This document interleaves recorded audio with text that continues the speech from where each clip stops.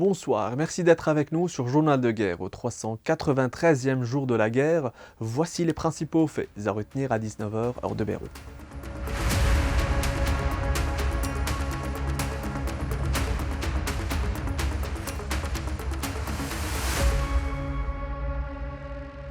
Les frappes israéliennes se poursuivent en profondeur au Liban.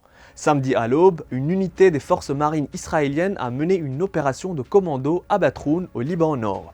Celle-ci a enlevé Imad Fadel Amhaz, qui serait un élève officier de la marine libanaise, également affilié au Hezbollah. Des sources du Hezbollah ont démenti l'information, déclarant n'avoir aucune information sur un responsable du Hezbollah prénommé Imad Fadel Amhaz. Il ne serait pas non plus un membre de l'armée libanaise selon des sources de sécurité, mais un élève capitaine de la marine civile.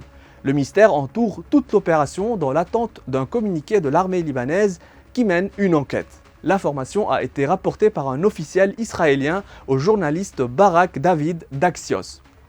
Un raid israélien samedi après-midi a visé un appartement dans le secteur dit de la galerie Sam'an dans la banlieue sud de Beyrouth, tuant une personne et blessant 15 autres, selon un dernier bilan du ministère de la Santé. Au Liban Sud, les raids israéliens se sont acharnés principalement sur Khiem, Bent Jbeil, Aït al-Shab, Houla, Kana et près du fleuve Litani.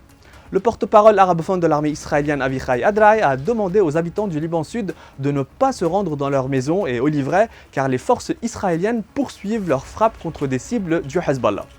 Une frappe israélienne a visé samedi le poste frontière d'Al-Ka' entre le Liban et la Syrie, deuxième raid du genre en près d'une semaine. Un responsable onusien évoquant des structures humanitaires touchées. Le ministre sortant des Transports Ali Hamiyeh a révélé que cette frappe a fermé de nouveau le poste frontière après qu'il ait été partiellement rouvert. Le ministère de la Santé libanais a annoncé que 30 personnes ont été tuées et 103 autres blessées dans des frappes de jeudi. Le bilan total depuis le début de la guerre s'élève ainsi à 2897 morts et 13 150 blessés. De son côté, le Hezbollah a revendiqué des salves de roquettes sur des bases pour des industries militaires au nord de Haïfa. Au moins 19 personnes ont été blessées à Tyra, au centre d'Israël, par la chute d'un projectile sur un immeuble qui a été éventré, ont indiqué des autorités israéliennes faisant état de l'interception de plusieurs roquettes. À Gaza, l'armée israélienne a bombardé le nord de la bande assiégée, notamment Jabalia et Beit Lahia, où 3 Palestiniens ont été tués selon la défense civile. Le ministère de la Santé de Gaza a recensé un bilan de 43 314 tués et 102 019 blessés parmi les Palestiniens depuis le début de la guerre.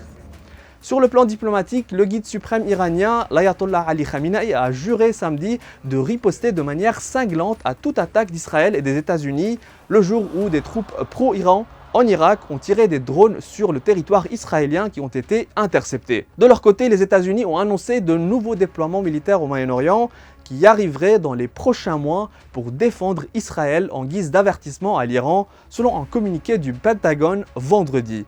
C'était tout pour aujourd'hui, merci de nous avoir suivis sur Ici Beyrouth. On se retrouve demain pour un autre tour d'horizon de la situation. D'ici là, vous pouvez suivre toute l'actualité concernant cette guerre sur notre site web www.icibeyrouth.com et sur tous les réseaux sociaux.